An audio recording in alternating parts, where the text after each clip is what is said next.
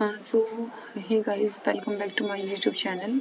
सो इस सीरीज़ में हम अपने एचएसएस के पीवाईक्यू कर रहे हैं। तो इसमें जो सबसे पहला हमारा क्वेश्चन है वो है 2023 का क्वेश्चन है ये, और इसमें फास्टर से रिलेटेड पूछा था। किसी भी क्वेश्चन को करने से पहले जो हमारा सबसे पहला काम होता है वो होता है कि ये देखना है कि इसमें पूछा क्या गया है, कि करेक्ट पूछा गया है कि इनकरेक्ट पूछा गया है। और इस क्वेश्चन में इन्होंने इनकरेक्ट पूछा, तो ये चीज़ बहुत ध्यान से देखना होता है और पेपर में हम जनरली इन चीज़ों को मिस कर देते हैं।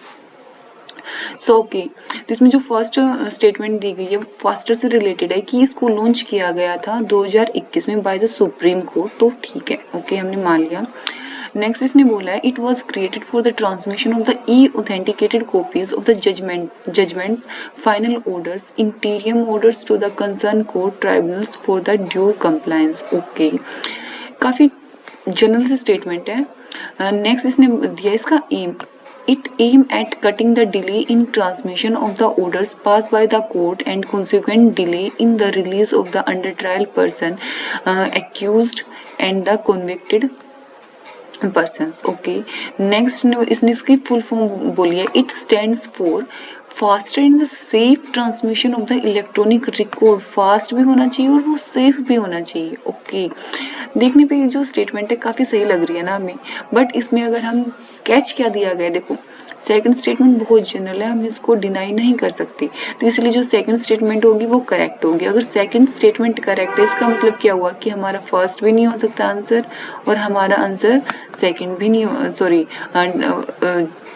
हाँ, हमारा आंसर बी भी नहीं हो सकता और ए भी नहीं हो सकता। तो इसका मतलब इधर आंसर हमारा सी होगा या डी होगा। देखो सी और डी में अगर हम ध्यान से पढ़े तो थर्ड स्टेटमेंट में इसने क्या दिया है, इसके एम के बारे में बात की है, और एम जनरली बोला है मैंने, हमेशा नहीं होता, जनरली करेक्ट ही मिलता है। ठीक है, तो इसीलिए जो ये एम है, हम इसको अगर यहाँ पे करेक्ट मान ले, अगर आपको ये आता है क्वेश्चन वेल एंड गुड, अगर नहीं आता है तो आप ऐसे कर सकते हैं। जो थर्ड है वो जनरली करेक्ट मिलेगा, तो हम इसको थर्ड को करेक्ट मान सकते हैं। ठीक है, बट देखो इसमें कैच क्या था, इन्होंने 2021 दिया, बट एक्चुअल में जो ये लॉन्च किया गया बाय द सुप्रीम कोर्ट वो 31 मार्च 2022 को किया गया था।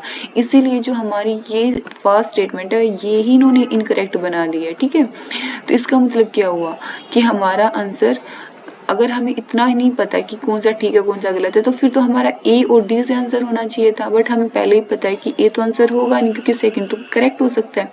तो इसका मतलब जो हमारा आंसर होगा वो कौन सा होगा, डी होगा। और दोबारा से देखिए कि इसमें ना ये बोला है, पढ़ने में ये जो है इसमें हमें कुछ गलत नहीं लग रहा कि भाई हाँ सेफ है और फास्ट है, हो सकता है, बट एक्चुअल में अगर आपने कभी ढंग से इसको पढ़ा हो तो इसमें फास्ट एंड सेफ की बात नहीं, फास्ट एंड सिक्योर की बात की गई थी। तो सेफ की बजाय क्या आएगा, secure transmission of electronic record. तो इसी वजह से जो फोर्थ स्टेटमेंट है वो भी हमारी क्या हो जाती है, इनकरेक्ट, और हमारा आंसर क्या निकल के आता है, डी 1 एंड 4, क्योंकि दोनों के दोनों क्या है, इनकरेक्ट है।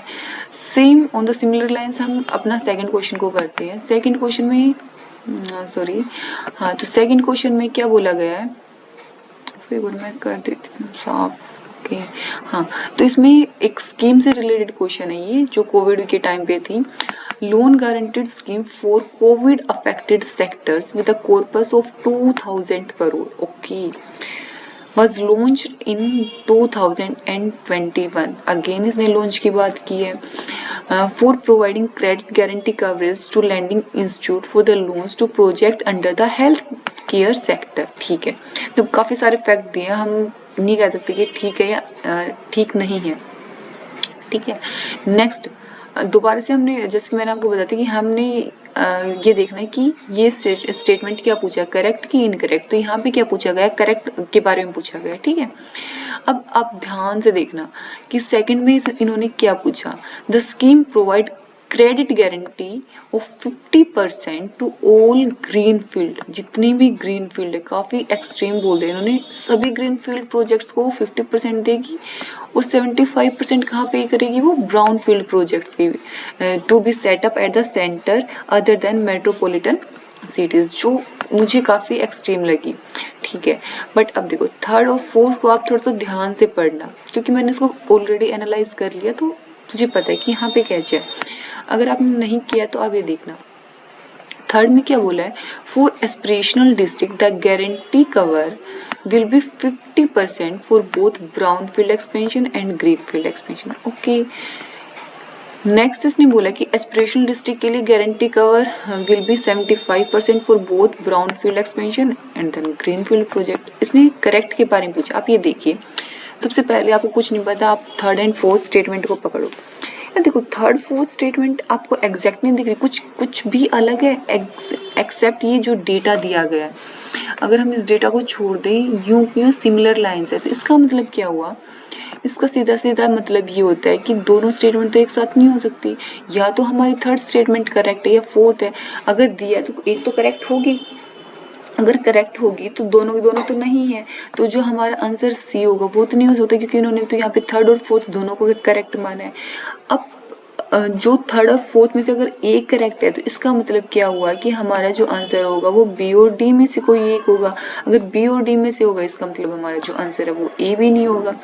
और जब हमने फर्स्ट और सेकंड स्टेटमेंट को पढ़ा था तो देखो, जो हमारी जो सेकंड स्टेटमेंट थी ना वो काफ़ी एक्सट्रीम थी, और जो फर्स्ट थी वो ठीक जनरल स्टेटमेंट थी कि हाँ भाई दे दिया होगा ना 2000 करोड़ रुपए का, और इसको लॉन्च किया गया था 2021 में। आई नो, देखो मैं मानती हूँ कि दोनों में फैक्ट दिए गए हैं, कोई सा भी इनकरेक्ट होता है, बट अगर आप एनालाइज करोगे तो आपको पता चलेगा कि ब्राउन फील्ड और ग्रीन फील्ड प्रोजेक्ट्स के लिए इतना पैसा नहीं पे करती, सेंट्रल गवर्नमेंट हो या स्टेट गवर्नमेंट हो, तो नहीं हो सकता वो। तो इसीलिए ये बहुत ज़्यादा एक्सट्रीम थी, तो हम इसको एज अ मान सकते हैं कि जो सेकंड स्टेटमेंट होगी वो इनकरेक्ट होगी। अगर सेकंड इनकरेक्ट है तो इसका मतलब जो हमारा आंसर होगा वो क्या होगा, डी होगा। और आंसर की में भी जो इसका आंसर था वो डी ही दिया गया था। So thank you guys for listening me so patiently till the end. और अगर आपको मेरी वीडियो अच्छी लगे तो प्लीज़ थोड़ा सपोर्ट कीजिए। Thank you so much.